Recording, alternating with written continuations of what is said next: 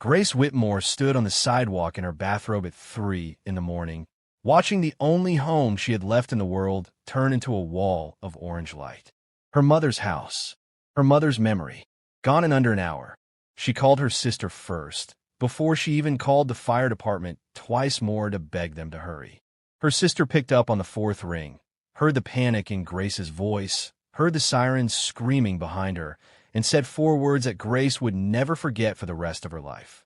"That's not our problem." Then the line went dead. Grace stood barefoot on broken glass, clutching a phone with 11% battery, watching firefighters pull her mother's wedding photographs out of a window that no longer had glass in it.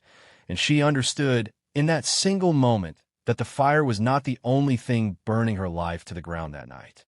What Grace did not know yet, standing there in the cold with soot on her face and her whole world reduced to ash, was that the fire had not started by accident. It had been started by someone who knew exactly which window to break, exactly which hour to strike, and exactly who would benefit the most from her losing everything. The arson investigators would spend the next 11 months tracing a trail of gasoline, phone records, and lies that led somewhere no one expected. Somewhere close. Somewhere that shared her last name. She would later describe that night as the moment 2 different fires started at once. One made of flame and smoke, visible to every neighbor standing on the street in their pajamas. The other invisible, quiet, burning through every assumption she had ever made about the people who were supposed to love her unconditionally. Only one of those fires would ever officially make it into a report. Before we dive deeper, let us know in the comments where you're watching from. We'd love to hear from you, and don't forget to hit that subscribe button so you never miss any of our upcoming videos. This is the story of a fire that was never supposed to be solved, a house that was never supposed to burn, and a family that was never supposed to be exposed for what they truly were. Grace Whitmore had spent her entire adult life believing that blood meant loyalty, that family meant safety, and that no matter how hard life got, there would always be someone standing behind her. That belief would not survive the year that followed the fire. 3 questions will guide everything you are about to hear. Who actually set the fire that destroyed Grace Whitmore's home? Why the people who were supposed to love her most refused to answer their phones the night she needed them? And what the official arson report uncovered that turned an entire family's story inside out. Somewhere in this town, someone had been planning this fire for weeks. Somewhere in this family, someone had been counting down the days. And somewhere, buried in gas station surveillance footage and a single receipt no one thought to destroy, the truth was waiting to surface. There's a version of this story where Grace never finds out what really happened, where the fire gets written off as faulty wiring in an old house, where the insurance check gets cashed, and where 2 siblings quietly move on with their lives while their sister rebuilds from nothing, never knowing the people she called for help were the very reason help never came. That version almost happened. It is only because one investigator refused to accept the easy explanation that the truth ever came out at all. Stay with this one until the end, because the person responsible for burning Grace Whitmore's life to the ground is not who you think it is. Grace Whitmore was 52 years old when the fire happened, a retired school administrator who had spent 30 years making sure other people's children had lunch money, working smoke detectors, and someone in the front office who remembered their birthday. She was the kind of woman who sent handwritten cards for every occasion, who still called her siblings every Sunday afternoon out of habit, and who had never once in her life imagined that the people she loved most could hurt her on purpose. Colleagues from her old school district remember her as the person who kept a drawer full of granola bars for students who came to school hungry, who stayed late organizing fundraisers for families who had lost their homes to eviction, and who never once asked for recognition in return. That instinct to give quietly, without expecting anything back, would later become one of the most painful details of her story, because it was precisely the kind of person she was that made what her own family did to her so difficult for anyone who knew her to accept. She had been widowed 4 years earlier when her husband, Daniel, died suddenly of a heart attack while mowing the lawn of the house they had bought together 30 years before.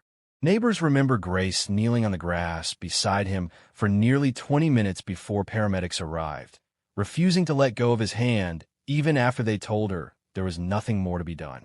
After his death, Grace sold that house, unable to bear living in the place where she'd watched her husband collapse, and moved into her elderly mother's home to care for her full-time, a modest three-bedroom house on Larkspur Lane that had been in the family for 2 generations. It was meant to be temporary. It became permanent when her mother's health began declining faster than anyone expected. Grace's mother, Eleanor Whitmore, passed away 8 months before the fire, leaving the house to Grace in her will. It was a small inheritance by most standards, worth perhaps $200,000, but it represented something far larger to everyone in the family. Eleanor had 2 other children besides Grace. Denise, the eldest, a sharp and image-conscious woman who had built her identity around appearances, status, and the approval of her church community. She sat on committees. She organized charity luncheons. She was, by every outward measure, the picture of a devoted daughter and sister, a role she performed so convincingly that even close friends had no idea how differently she behaved behind closed doors. And Roy, the youngest, a contractor who had spent years in and out of financial trouble, always one bad investment away from disaster, a man who had inherited their father's charm, but none of his discipline. Neither of them had been left the house. Both of them believed they deserved it more than Grace did. The resentment had been simmering long before Eleanor's funeral. Denise had told mutual friends that Grace had manipulated their mother into changing the will during her final years, despite the fact that Grace had been the one changing bedpans and administering medication at 3 in the morning, while Denise visited twice a month with a bouquet of flowers and a photographer's smile for social media. Eleanor's longtime home health aide, interviewed months later, would recall Denise's visits lasting no longer than 45 minutes on average, always timed conveniently around holidays or birthdays when other family members were likely to hear about them. Grace, meanwhile, had quietly given up her part-time consulting work, her book club, and most of her social life to be present for her mother around the clock, a sacrifice she never once mentioned to anyone outside her closest friends because she didn't see it as something worth complaining about. Roy, meanwhile, had approached Grace privately just weeks after the funeral with a proposal. He wanted to buy the house from her at a steep discount, tear it down, and build 2 smaller homes on the lot to sell for profit. He had already spoken to a developer. He had already drawn up rough plans he brought with him to Grace's kitchen table on a Tuesday evening, laid out with the confidence of a man who fully expected her to say yes. Grace said no. She told him the house held too many memories to sell, that she planned to live there and eventually leave it to her own daughter, who was finishing college 2 states away and had grown up spending every summer in that same backyard. Roy did not take the rejection well. Witnesses would later recall him leaving that conversation visibly furious, slamming his truck door hard enough that a neighbor 2 houses down came outside to see what the noise was, later telling police she remembered thinking at the time that it seemed like an oddly aggressive reaction to a family disagreement over real estate. 4 months after that conversation, something in the family shifted in ways that were subtle enough for Grace to dismiss, but obvious enough in hindsight to feel like a warning she had ignored. Denise stopped answering her calls as quickly as she used to, sometimes letting 3 or 4 days pass before responding to a simple text. Roy stopped showing up to family dinners altogether, sending vague excuses about work commitments that never quite added up when Grace later compared notes with mutual acquaintances who had seen him out at restaurants on those same evenings. There were whispered conversations that stopped the moment Grace walked into a room, phone calls Denise would step outside to take, glances exchanged between her siblings at the rare family gatherings that still happened. She told herself it was grief. She told herself that everyone processes loss differently, and that time would heal whatever tension had grown between them. She had no idea that somewhere behind those quiet, distant faces, a plan was already taking shape. A plan that would end with her entire inheritance turned to ash, and her own family standing by, refusing to lift a single finger to help her. Looking back, there was one more detail that Grace would only piece together months later, sitting in a courtroom listening to evidence be read aloud. Roughly 6 weeks before the fire, Roy had asked her, almost casually, during one of the last conversations they had before he stopped speaking to her altogether, whether she had ever updated the homeowner's insurance policy after their mother's passing. At the time, Grace assumed it was a harmless, practical question, the kind a contractor brother might naturally think to ask. She confirmed that she had, in fact, increased the coverage slightly to reflect some updates her mother had made to the kitchen years earlier. Roy nodded, said nothing more about it, and changed the subject. It would turn out to be one of the most important conversations of the entire case, though neither of them could have known it at the time. There was also the matter of the old family agreement, a detail so buried in decades-old paperwork that even Grace had nearly forgotten it existed.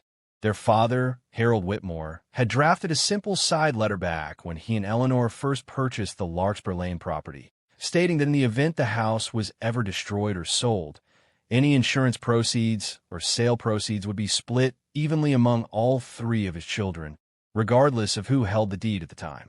It had been intended, decades earlier, as a way of ensuring fairness in case the house was ever sold long after both parents had passed, a thoughtful gesture from a man who wanted to avoid exactly the kind of family conflict his children would eventually find themselves in.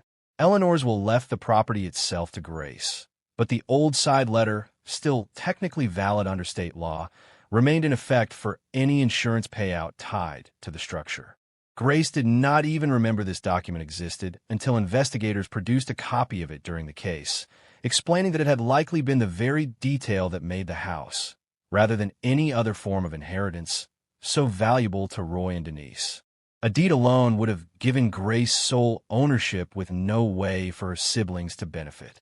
A fire, on the other hand, triggered a very different and far more lucrative outcome. In the months leading up to the fire, Grace also noticed a change in the way Denise spoke about her. Small comments dropped into conversations with mutual friends that Grace only learned about later, secondhand, from people who felt she deserved to know. Denise had reportedly told at least 2 women from her church circle that she worried about Grace's judgment since their mother's passing, subtly framing her sister as fragile, overwhelmed, perhaps even unstable, without ever saying anything explicitly false. It was the kind of quiet reputational groundwork that, in hindsight, appeared less like idle gossip and more like the early stages of preparing a narrative, one where Grace's credibility might later be called into question if anyone ever needed a reason to doubt her. The night of the fire started like any other. Grace had spent the evening going through boxes of her mother's belongings, sorting photographs into piles marked Keep and Donate, listening to an old jazz record her mother used to play on Sunday mornings. She had made herself a small dinner, washed the dishes, and sat for nearly 2 hours at the kitchen table with a shoebox of letters her parents had written to each other during the early years of their marriage. Letters full of small, ordinary affection that made her miss both of them in a way that felt almost physical. She fell asleep on the living room couch around 11, the record still spinning softly in the background, a single lamp left on beside her. She would later tell investigators that she remembered nothing unusual that night. No strange cars, no estrange sounds, nothing to suggest that anyone had been anywhere near the house before she drifted off. She woke up to the smell of smoke and the sound of glass shattering somewhere near the back of the house. By the time her eyes adjusted to the darkness, the hallway leading to the kitchen was already glowing orange, thick black smoke rolling across the ceiling in a wave that seemed to move faster than anything she had ever seen. Her first instinct, disoriented and half asleep, was to run toward the kitchen to see what had happened, a decision that likely would have cost her life had the heat not already been so intense that it physically stopped her from getting more than a few steps down the hallway. She grabbed her phone from the coffee table, barely had time to slip on shoes, and ran out through the front door as the fire alarm finally began screaming behind her, far too late to have made any difference. Neighbors would later report hearing what sounded like a small explosion just before the flames became visible from the street, a detail that would prove critical months later when investigators began piecing together exactly how the fire had started. Standing across the street in her robe, Grace watched 4 decades of her family's history disappear in real time. The dining room table where she had eaten breakfast with her mother every morning for the last 4 years of Eleanor's life. The hallway closet still filled with her father's old coats, kept long after his passing simply because no one in the family could bear to give them away. Photo albums stacked in the guest room, waiting to be sorted, containing the only surviving pictures from her parents' wedding, since the original stored at a relative's house years earlier had been lost in an unrelated basement flood. All of it consumed in under 40 minutes by flames that the fire department, once they finally arrived, described as unusually fast-moving and unusually hot for a residential structure fire. A comment that barely registered with Grace in a moment, but would become one of the most important details in the entire case. One of the first firefighters on scene, a 19-year veteran named Captain Wallace, later gave a statement noting that something about the fire's behavior struck him as wrong from the moment his truck pulled onto Larkspur Lane.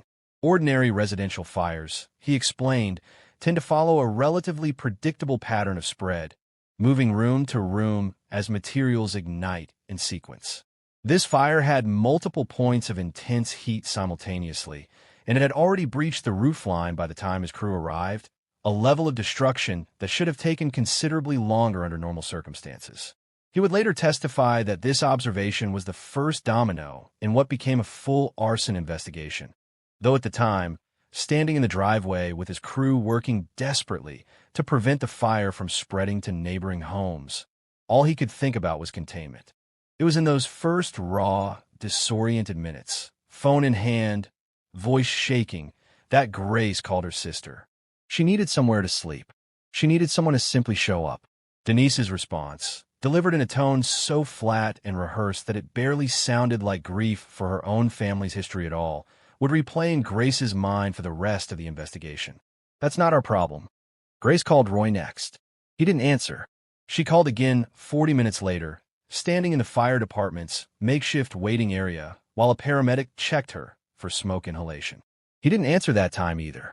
It would be nearly 18 hours before either sibling reached out to her, and when they finally did, it wasn't to offer comfort. It was to ask, carefully, almost too carefully, whether the insurance company had been contacted yet. That question, asked less than a day after Grace had lost everything she owned, would end up being the very first thread that investigators pulled on. And once they started pulling, the entire story of that family began to unravel in ways that no one, least of all Grace, was prepared for. In the immediate confusion of that night, Grace remembers very little beyond fragments. A paramedic wrapping a silver emergency blanket around her shoulders while she sat on the curb of a stranger's front lawn. A neighbor she barely knew bringing her a cup of water she never drank. The sound of a second fire truck arriving from a neighboring district as backup, its siren cutting through a night that had already gone eerily quiet except for the low roar of the flames and the occasional crack of something structural giving way inside the house. She remembers a firefighter asking her, gently, whether there was anyone inside, a pet, another family member, and the strange, hollow relief of realizing the answer was no, followed almost immediately by the far heavier realization that there was, in fact, no one coming to help her either. She sat on that curb for nearly 3 hours before a Red Cross volunteer arrived to explain the shelter process. And in all that time, not one member of her family showed up, called back, or sent so much as a text asking if she was safe. It would later come out during the investigation that Roy had, in fact, driven past the end of Larkspur Lane at approximately 1:20 that morning, nearly an hour after the fire had been reported, slowing his truck just long enough to see the flashing lights and fire trucks in the distance before turning around and driving home. A neighbor's home security camera, positioned to capture the street rather than her own driveway, caught the taillights of a truck matching Roy's vehicle pausing briefly at the intersection before pulling away. When this footage was later presented to him during questioning, Roy claimed he had simply been driving home from a friend's house and had no idea the fire trucks belonged to his sister's address. Detective Cole would later note in her report that this explanation strained credibility given the timing, the location, and the fact that Roy never once, in the days that followed, mentioned having driven anywhere near the fire that night. In the days following the fire, Grace was placed in a temporary shelter arranged by the Red Cross, sleeping on a cot in a community center gymnasium alongside other displaced families, wrapped in a donated blanket that still smelled faintly of the industrial detergent used to wash it. She had no clothes beyond what she'd been wearing the night of the fire. No identification. No access to her late mother's remaining financial documents, most of which had burned along with everything else. A volunteer at the shelter later recalled Grace sitting alone at a folding table for most of that first day, staring at nothing in particular, too shocked to eat the sandwich someone had placed in front of her. She reached out to Denise again, this time asking if she could stay in her sister's guest room for even a few nights while she got back on her feet. Denise told her that her house wasn't set up for guests right now and suggested Grace look into a hotel. Grace had no money for a hotel. She ended up staying at the shelter for 11 days before a former co-worker, someone she hadn't spoken to in over a year, but who had seen a brief mention of the fire in a local community group online, offered her a spare room without being asked twice. Fire investigators arrived at the scene within 48 hours, standard procedure for any residential fire involving a total structural loss. Lead investigator Alan Cross, a 22-year veteran of the county fire marshal's office, walked the burned-out shell of the house alongside his partner, noting several details that immediately raised his suspicion. The fire's point of origin appeared to be near the back kitchen window, rather than anywhere close to an outlet, appliance, or heat source. The burn pattern on the kitchen floor showed what investigators call pour patterns, irregular scorch trails consistent with a liquid accelerant being splashed rather than a fire spreading naturally from a single source. Cross photographed the pattern extensively, noting in his field report that the trailing lines extended from the back window toward the hallway in a manner almost impossible to produce accidentally. Most tellingly, laboratory testing of debris samples pulled from that section of the floor came back positive for gasoline residue, a substance that had no reasonable explanation for being anywhere near Eleanor Whitmore's kitchen, since the house had no gas-powered appliances and Grace herself did not own so much as a lawnmower. The case was reclassified from an accidental structure fire to a criminal arson investigation exactly 9 days after the blaze. Detective Marissa Cole was assigned to work alongside the fire marshal's office, and one of her very first steps, standard in any arson case involving an inheritance or insurance payout, was to look closely at who stood to benefit from the house being destroyed. Grace herself was briefly considered a person of interest, a routine and painful part of the process that left her feeling humiliated on top of everything she had already lost, particularly when a junior officer asked her, without much tact, whether she had been having financial difficulties recently.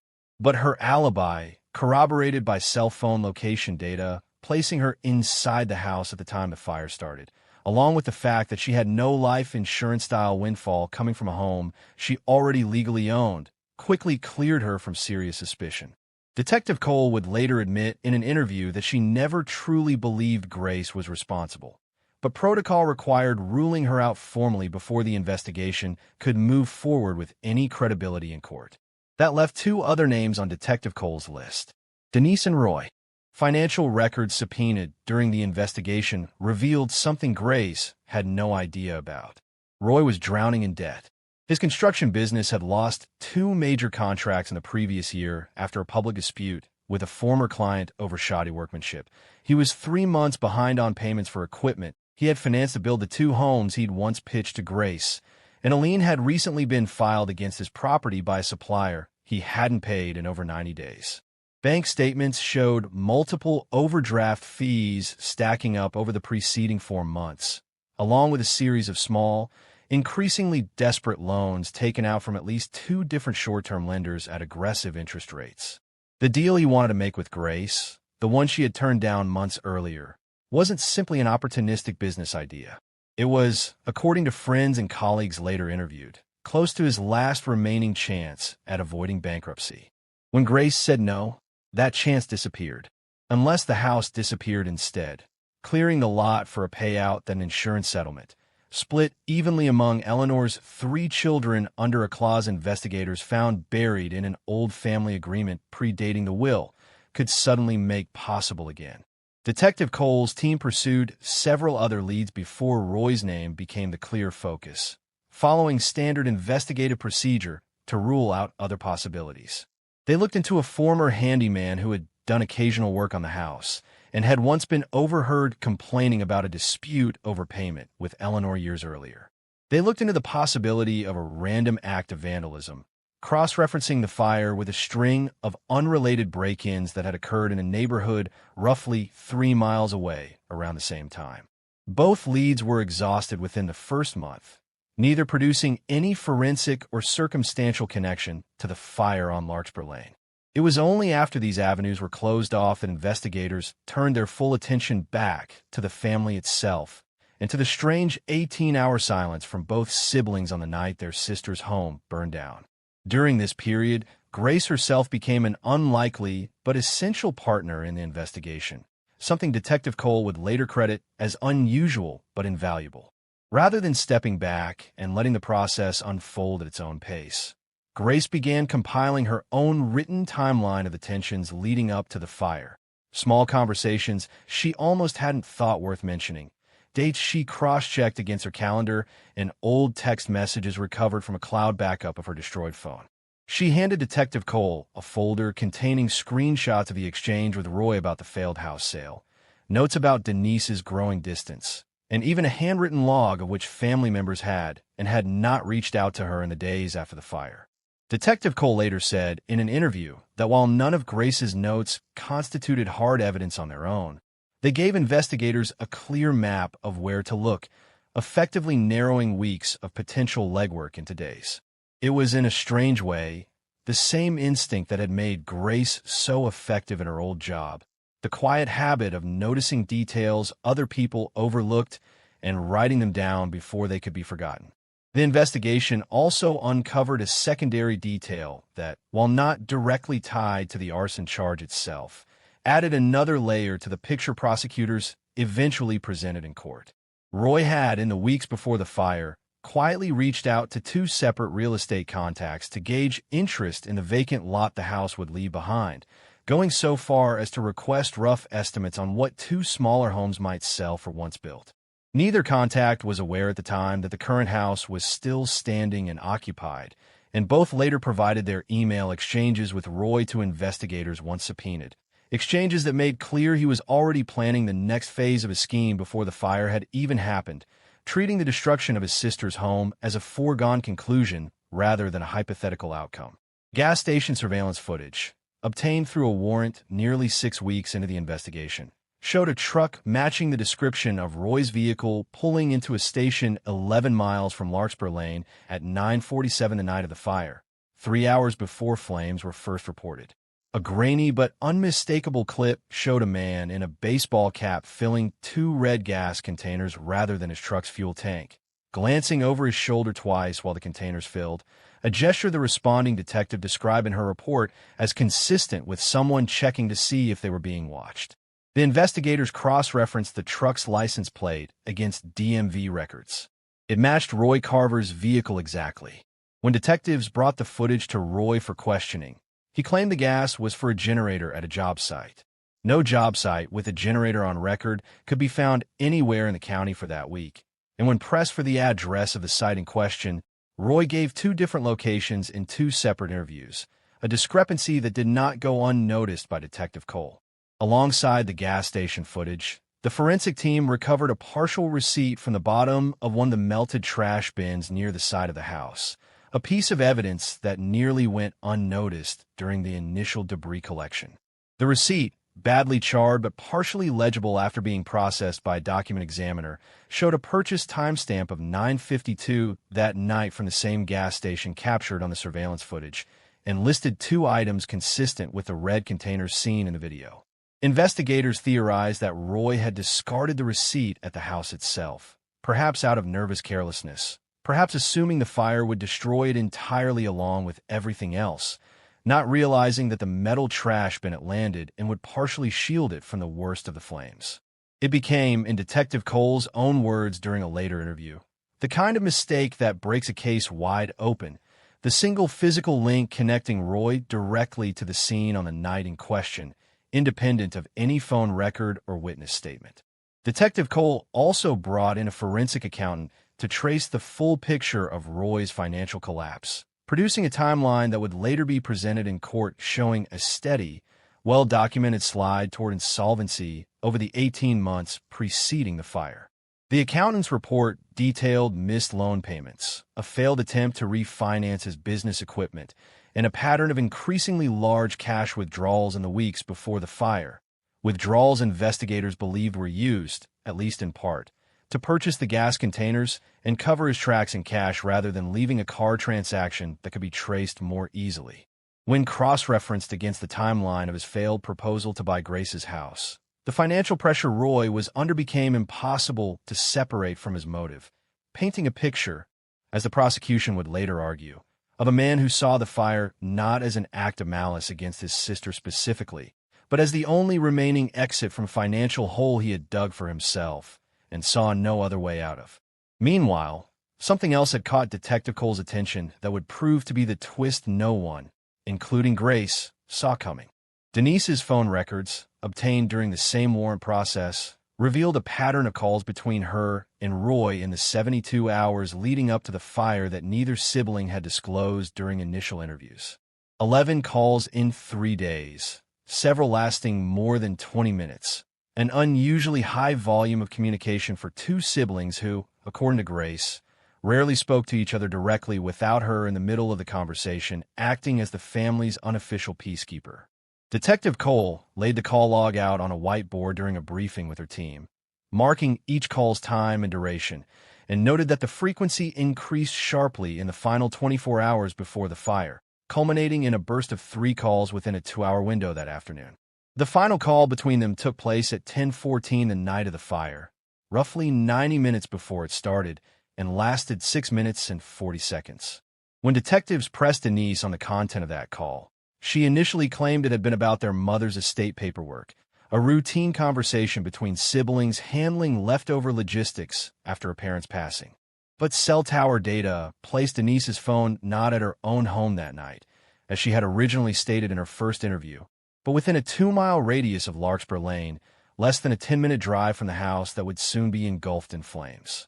Confronted with this discrepancy, Denise's story began to change in small but telling ways over the course of several follow-up interviews, the kind of shifting details experienced investigators know to watch for. First, she said she may have driven past the neighborhood earlier that evening on her way home from a church event. Then she admitted she had actually parked nearby to clear her head after an argument with her husband. Eventually, faced with the mounting weight of phone records, gas station footage, and a growing timeline that left no room for coincidence, Denise admitted the truth, sitting across from Detective Cole in a small interview room with her attorney beside her, her voice barely above a whisper. She had known what Roy was planning. Not immediately, not from the very beginning, but in the days leading up to the fire, Roy had confided in her, desperate and cornered by his mounting debts, that he intended to burn the house down himself and stage it to look like faulty wiring, a common cause of fire in older homes that would raise no immediate red flags. He told Denise that the insurance payout, once distributed under the old family agreement, would solve both of their financial problems at once, since Denise had her own hidden debts from a failed business venture, a boutique event planning company she had launched 2 years earlier and quietly shut down after losing nearly $60,000, debts she had kept secret from her husband and her church community for years, desperate to protect the image of stability she had spent a lifetime building. Denise did not set the fire herself, but she knew the exact night it would happen. She knew the house would be occupied, and on the phone call at 10:14, the final call before the fire started, she did not warn Grace, did not call the police, did not do anything to stop what was about to happen to her own sister's home while Grace slept inside it. According to the transcript summary later read into the court record, Roy told Denise during that final call that he was about to do it and asked her one more time whether she was certain the insurance payout structure would hold up the way they believed it would. Denise, according to her own eventual admission, told him only to be careful, a phrase prosecutors would later describe as chilling in its restraint, a warning about caution rather than a warning about conscience. Instead of alerting anyone, prosecutors would later argue, she spent those 6 minutes and 40 seconds convincing herself, one final time, that staying silent was worth what she stood to gain. The courtroom fell completely silent when that phone call transcript summary was read aloud during Roy's eventual trial. Several jurors visibly reacted, one shaking her head slowly, another glancing toward Grace in the gallery with an expression that seemed to carry more sympathy than the proceedings usually allowed for. Grace, sitting in the second row, gripping a tissue she had been twisting into a tight knot for the better part of an hour, later said it was the moment she finally understood that the family she had spent her whole life protecting had been willing to let her die in a fire rather than lose money they hadn't even earned honestly in the first place. She would later tell a close friend that the betrayal did not feel like a single moment of shock, but like a slow, sickening confirmation of something she had been quietly sensing for months without letting herself fully believe it.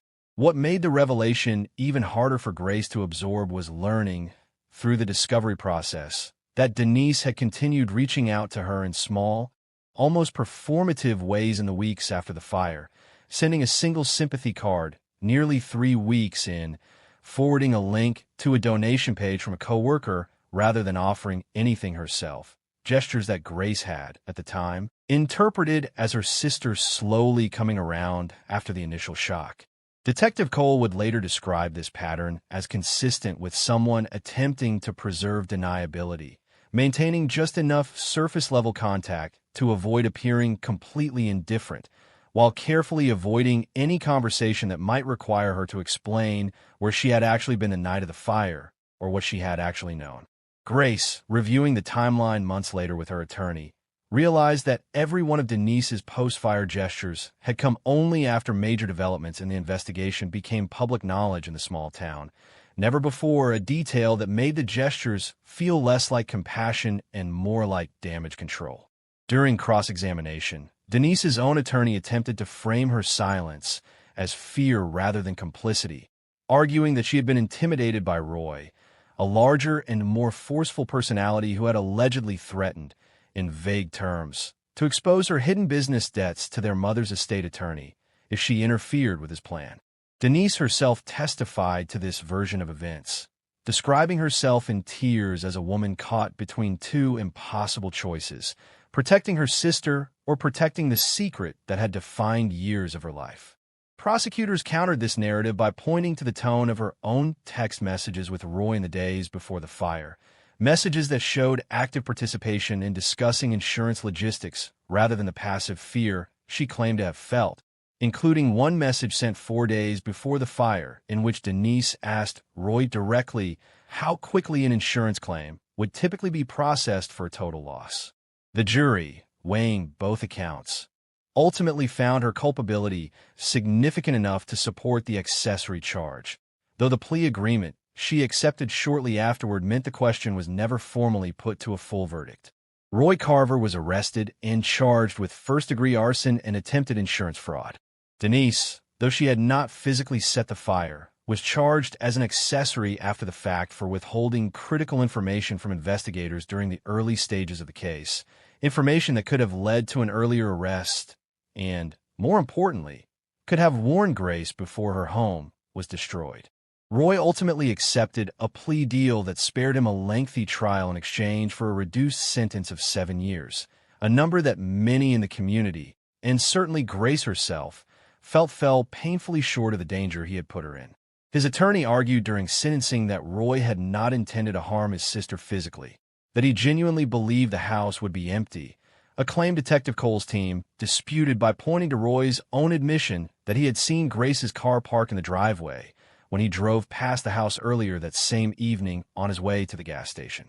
Denise received probation and a permanent felony record that quietly, methodically, unraveled the carefully constructed life she had spent decades building.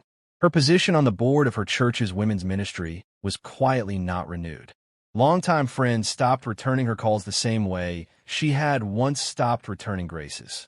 A local newspaper covering the trial ran a short article that made its way through the small community faster than anyone anticipated, and within weeks, the polished image Denise had spent a lifetime curating had collapsed entirely. The community that had once admired her polished image now saw, in full and unforgiving detail, exactly what that image had been covering up. Her marriage, already strained by the financial secrets that had come to light during the investigation, did not survive the year. Her husband filed for divorce 4 months after her sentencing, citing, according to court filings, an irreparable loss of trust. Grace did not attend either sentencing hearing seeking revenge in any traditional sense. She never once asked the court for the maximum penalty out of anger. But she did do something that, in its own quiet way, became the most complete form of justice available to her. During Roy's sentencing hearing, Grace was granted the opportunity to deliver a victim impact statement. Rather than focusing on the fire itself, or the financial devastation, or even the physical danger she had been placed in while sleeping inside a house someone had deliberately set ablaze, Grace spoke about trust. She described, in careful, unhurried detail, every holiday dinner, every Sunday phone call, every small act of loyalty she had shown her siblings over decades, only to learn that both of them had been willing to let her burn, quite literally, rather than sacrifice money they believed they were owed. She did not raise her voice. She did not need to. By the time she finished, several people in the courtroom, including one of the jurors from an unrelated case waiting in the hallway who had wandered close enough to listen, were visibly moved, and the presiding judge reportedly paused for several seconds before calling the next matter. The insurance settlement, once the fraud investigation concluded and Grace was cleared of any wrongdoing, was eventually paid out to her in full, since the fire had been proven to be the deliberate act of another party rather than any negligence or complicity on her part. Grace used a portion of that settlement to rebuild the house on Larkspur Lane, not larger, not more extravagant, but faithful to the way her mother had always kept it, down to the color of the kitchen cabinets and the type of rose bushes planted along the front walkway. Contractors who worked on the rebuild later said Grace visited the site almost every day during construction, often bringing coffee for the crew, treating the process less like a renovation and more like a slow, deliberate act of reclaiming something that had been taken from her.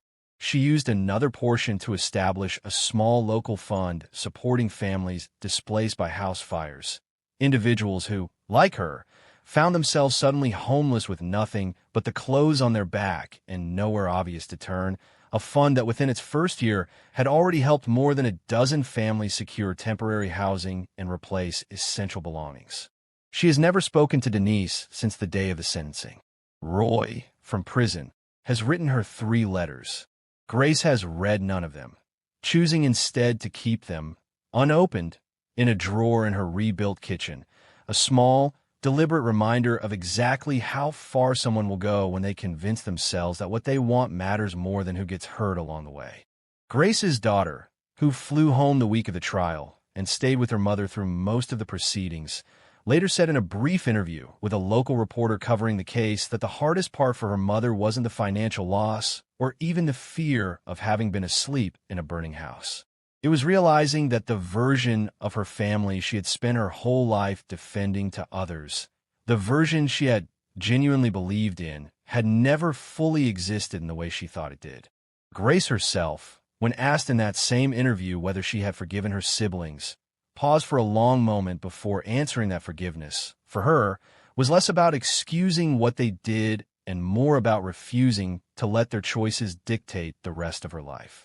She said she had made peace with never receiving an apology from either of them, because waiting for one, she realized, would have meant staying tethered to people who had already shown her exactly who they were. In the 2 years since the fire, Grace has slowly rebuilt not just her house, but her sense of who belongs in her life. She reconnected with cousins and extended family members she had drifted from over the decades.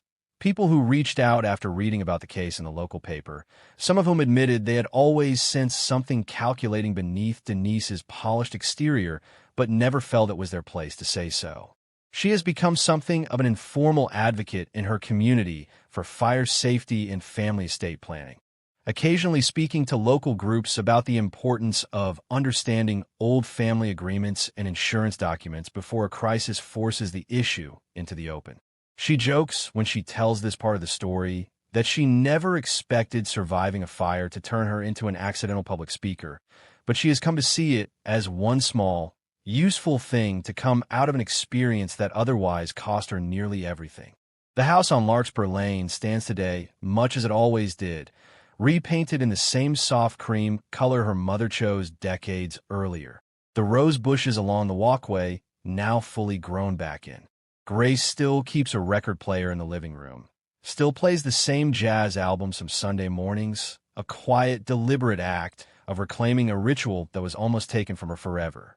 She says the house feels different now, not haunted by what happened, but steadied by it, a reminder that she survived something meant to erase her, and that in the end, the truth found its way to the surface anyway. What Grace Whitmore endured raises a question that stays with you long after the story ends. What would you have done if the people who were supposed to protect you turn out to be the very reason you had nothing left to protect at all? Would you have noticed the warning signs earlier? Would you have trusted your instincts the moment your family started pulling away? Let us know in the comments what part of this story shocked you the most, and whether you think justice was truly served in Grace's case, or whether 7 years and a felony record could ever be enough for what her family put her through. If this story kept you on the edge of your seat, wait until you hear what happened in our next case. A story involving a missing inheritance, a suspicious car accident, and a family secret that stayed buried for over 20 years before one overlooked receipt brought the entire truth to the surface. Make sure you're subscribed so you don't miss it, because stories like this one prove that sometimes the most dangerous people in your life aren't strangers at all. Sometimes they're sitting right across the table from you at Sunday dinner.